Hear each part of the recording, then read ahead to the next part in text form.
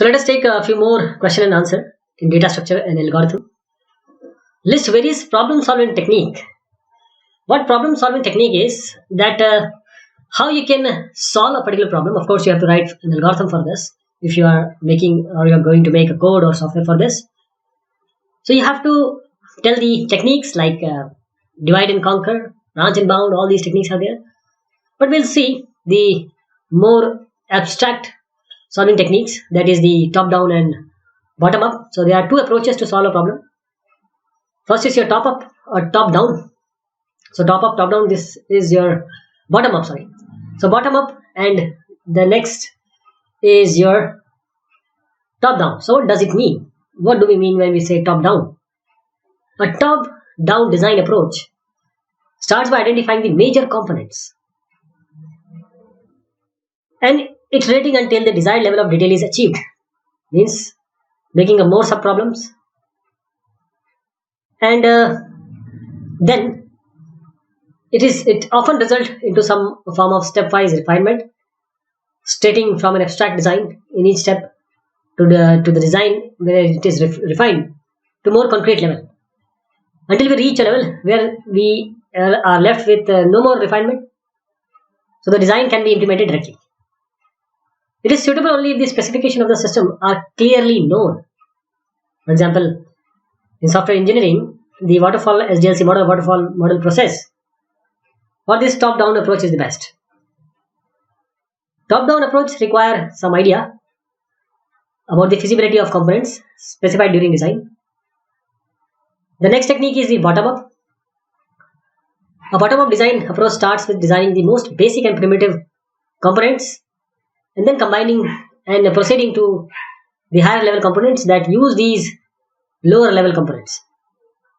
So bottom up methods work with layer abstraction, starting from the very bottom. Operations that provide a layer abstractions, they are implemented. The operations of this layer are then used to implement more powerful operations at a still higher level of abstraction until the stage is reached where the operations supported by the layer are those desired by the system. So if a system is to be built from an existing system approach, bottom up is more suitable. Okay, so pure top down and pure bottom up approaches, they are often not practical.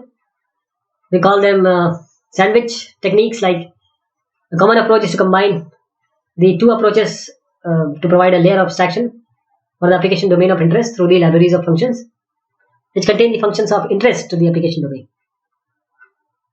Explain the concept of primitive data structures. What are primitive data structures? See, these are the basic structure and are directly operated upon by the machine instructions. These in general have different representations on different computer. So integer, floating point, character, pointer, all these fall into this category.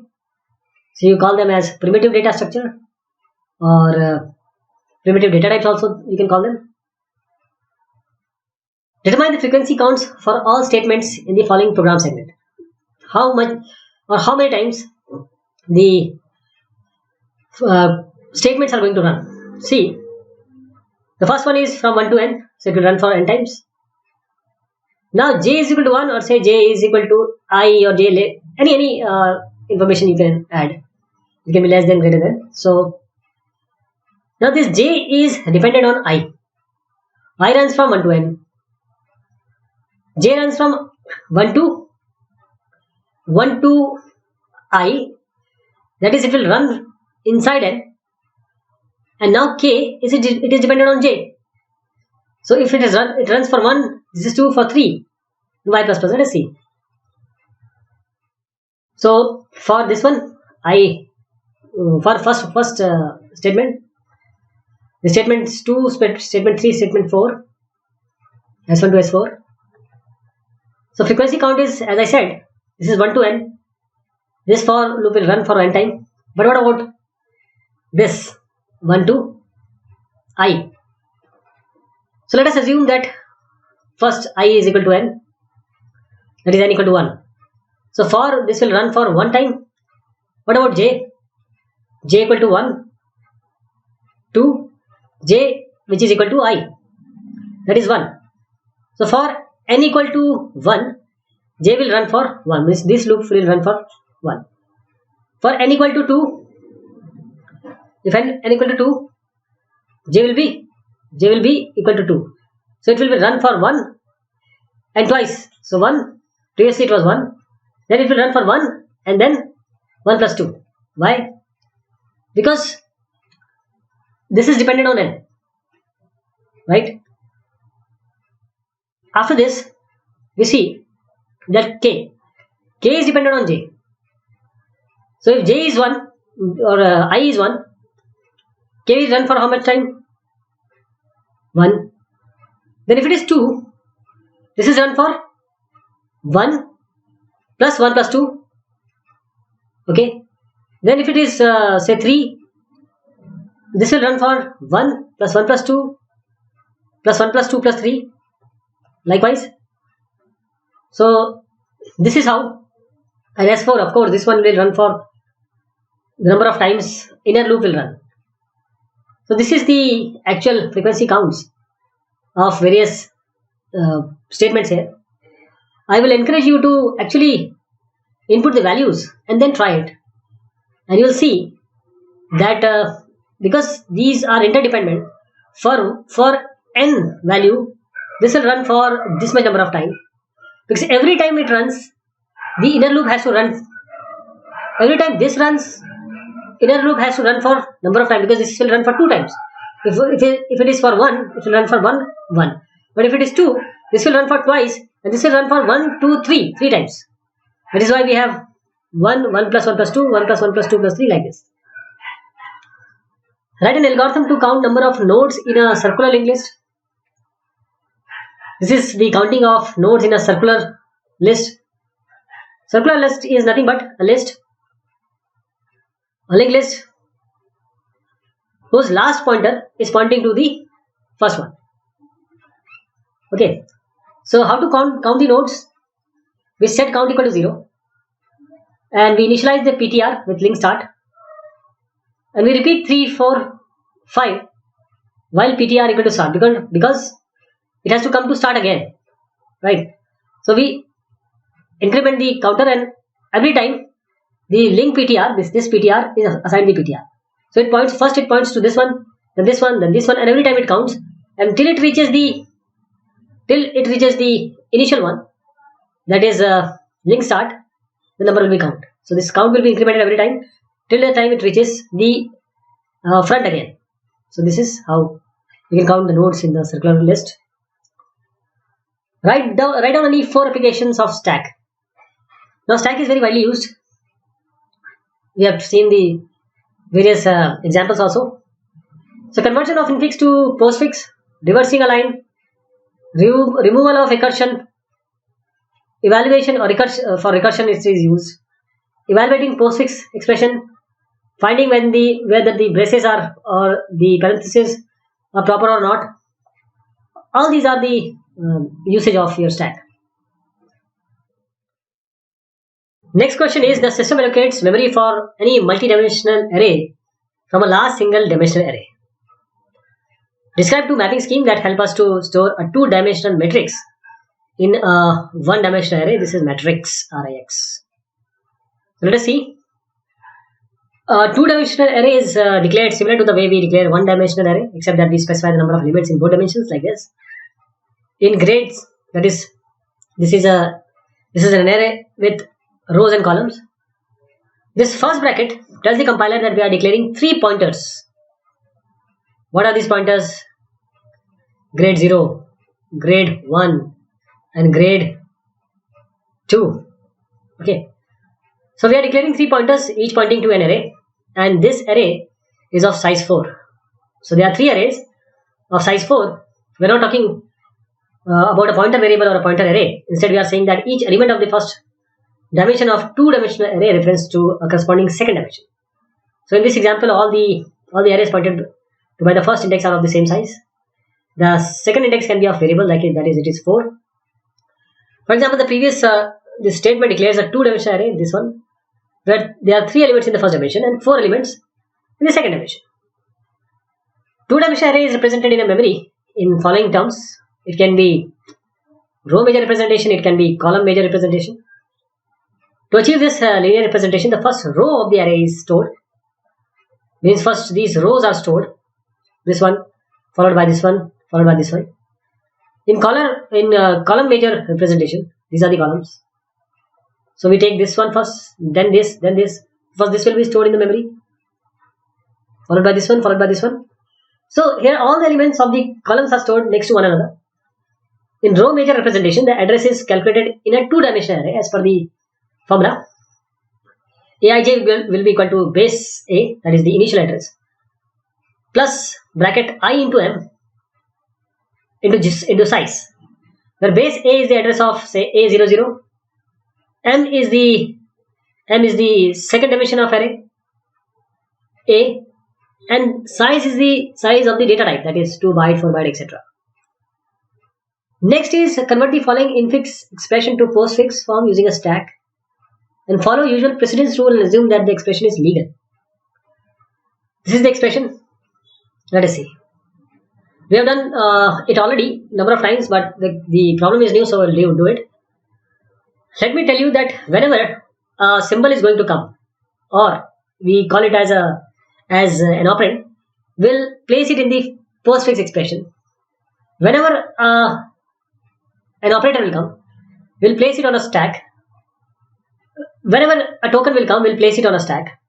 But when we place this round bracket, and sometimes after or later, if the closing round bracket will come, so we'll cancel these out and we'll place those operand, because these are the operand, we'll place in the operand these operator but in the last. That is, we are fixing them post the operand. That is why postfix.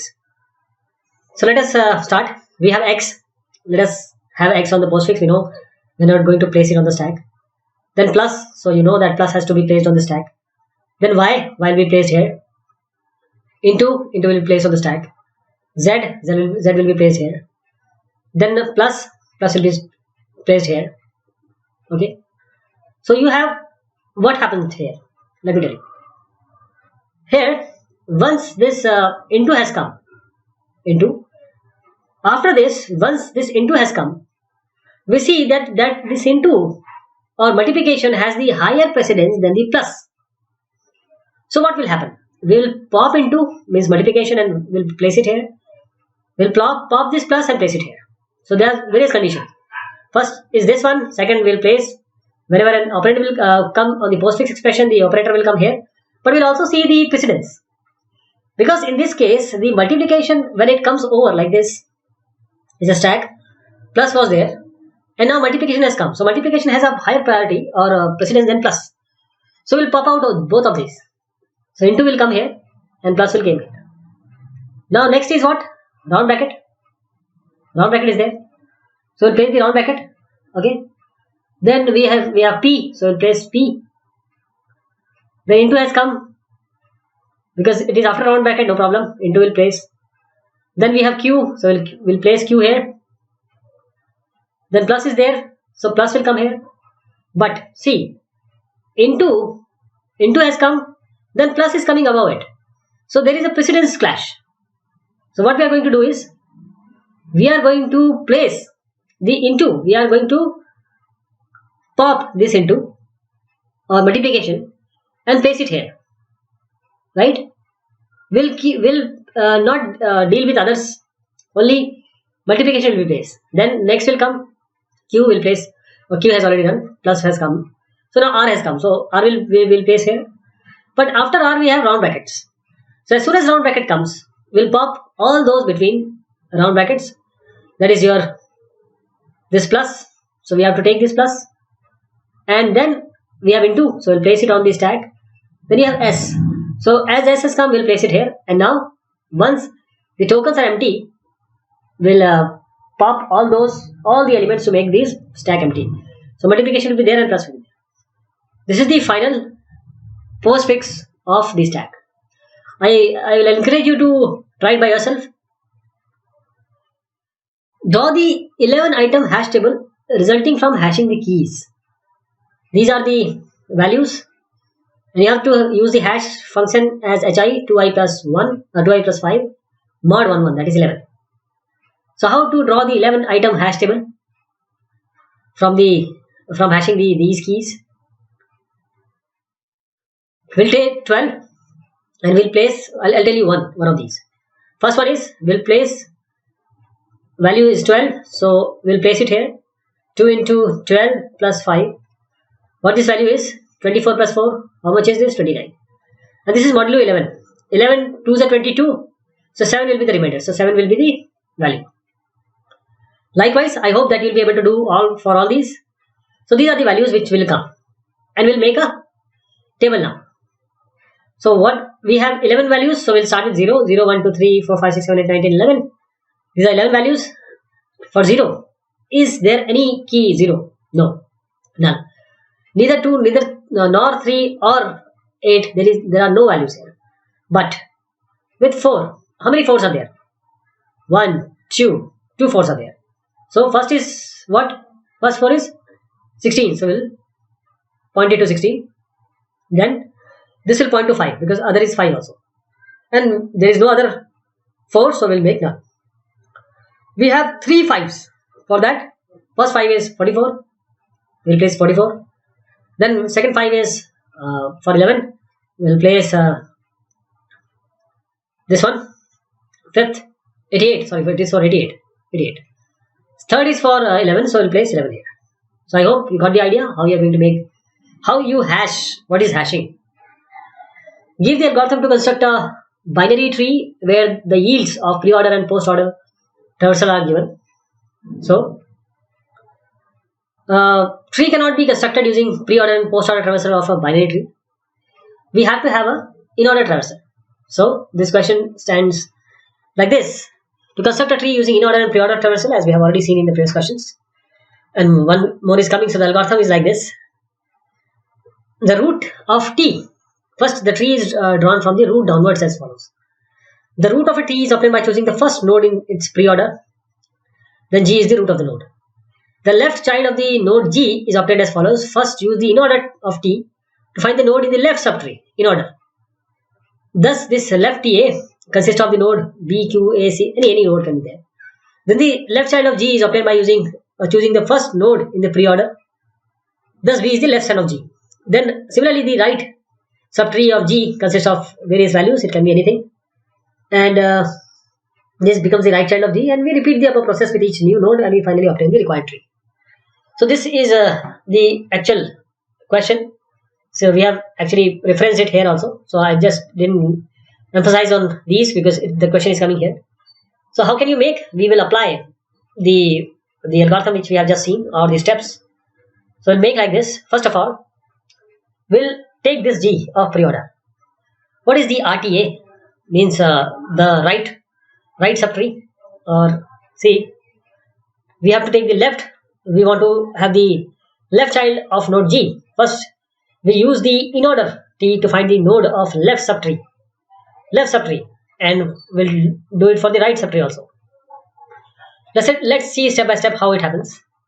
This is g, and BQ, A, C, K, F. These are your. We'll take it as RTA, and this is the next is. The next part is F, D, E, R, H. Let me change the. Okay, this one. The first part is this one. Second part is this one for the pre-order. And in the in-order, this G is the middle one. This is the left part, Q, B, K, C, F, A. And this is the right part. So root of the tree is G, of course. And we know in pre-order and in order how it happens. So G's will take it as a root, and the left will be QBKCFA. QBKCFA, that means this one, and the right one will be PEDHR. This one of in order. So just consider this left LTA, that is QBKCFA. In this, we take the pre-order. What it is? We have Q as the middle one. You know that by in order, that Q is here. So this ACKF, this ACKF and ACKF and KCFA has come from this one. So ACKF and KCFA, these are taken like this. This is from pre-order, this is from in-order. And now we got that B is the middle one, Q is the left one, and now we are left with the right KCFA and right PDHR. We again take the RTB with pre-order and in-order, and we know that in pre-order and in-order, this A is the node. Others KCF and CKF, this will be the left child. So we'll make one more A and CKF will be here. We're not dealing with this right now. So for this, let us consider KCF. In this pre-order, we already have this A. In KCF, we see that the KCF means in any order, C should be the node or C should be the root. So C is the node, K will attach here, F will attach here. Now this is done. PDHR is left. We again go to the pre and in order. In PDHR, we say that P is here, the root node. That is, here we see that in this, which is a root node. We have to see the pre-order and in order. In both the cases, we find that P is the root node or the node for these, the father of these. And we have D, RH and EDHR, let us see. For this, we see that the RTE of EDHR, in this, the D is the root one. So we'll D make it, and E is the left subchild of in order, we make E. Now we are left with HR. So for HR, pre-order in order, H is after, H is in order, we know how it happens in pre-order, what traversal is done. So R is the node, and H is the left one. So this is how we make a whole tree out of the in order and the pre-order. Convert the following infix expression into postfix expression. So these are the steps. I hope that you'll be able to do it. We have done a lot of questions like this. And just pause it and try it by yourself. You'll be able to find this one. Just remember that you have to place symbols, these operators here and operands here. And once you have a round bracket and the end round bracket will come, you have to pop all which are there and cancel these two. And you have to see the precedence orders also, if it is there. Draw a picture of the directed graph specified below. These are the vertices, these are the edge. Obtain the following for the above graph. We have to obtain the adjacency matrix and reactability matrix. We'll see what this is. Don't worry. That is, this is not reactability, this is actually reachability. So sorry for the typo. This is reachability. So let us make adjacency matrix. This is quite easy. What you have to do is, you have to write 1, 2, 3, 4, 5, 6, 1, 2, 3, 4, 5, 6 here. These are 5 vertices. And just see, 1, 2 is there, 1, 2 is there, place 1. I'll take one more, 1, 6 is there, so take 1 and 6, place 1 here. And now the reachability matrix. The reachability matrix will be made like this. First of all, you have to make this graph. And you can make this graph easily. Now, reachability matrix is, can you reach 1 from 2? Is it possible? Yes. Can we reach 1 to 3? From 1 to 3? Is it possible? Yes. 1 to 2 and 2 to 3. Is it possible for us to reach 1 to 4? 1 to 4? Yes. 1 to 2, 2 to 3, 3 to 4. Or say 1 to 6, 6 to 4. What about 6? Yes, 1 to 6. So in this way, we add ones only when we are able to reach. That is, you have certain path from one node to another node. Okay, this is the reachability matrix. Write an algorithm for binary search. What are the conditions under which sequential search of a list is preferred over binary search? So this is if you take it as A, we are taking A as the array. So low is less than high, but if low is greater than higher, that means we have searched it all. So this is our coming out condition or the breaking condition. We return -1. Then we find the mid one. And in binary search, it is very necessary for the elements to be placed in order. That means they must be in ascending or descending order. First, we find the midpoint, that is low plus high by 2. This is how we might find the midpoint. Then, if the value which is to be searched, which is x, is equal to a mid, when means the element which is in the mid. If it is equal to this, we'll return mid. We say okay, at this position we found the value, and a mid is the value. Okay, but if this x is less than a mid, then we'll search only this part. So we search for x in a low to a mid minus 1. So mid we have already done, so we'll go from mid minus 1, low to mid minus 1. And otherwise, if x is greater than this a mid minus 1, then we'll take, because mid we have already taken, so mid plus 1 will be new low, high will remain there. So a mid plus 1 and high. This will do recursively or iteratively. So this is how we. So sequential search is preferred over binary search when the list is unordered, because binary search can be applied only when you have a ordered values.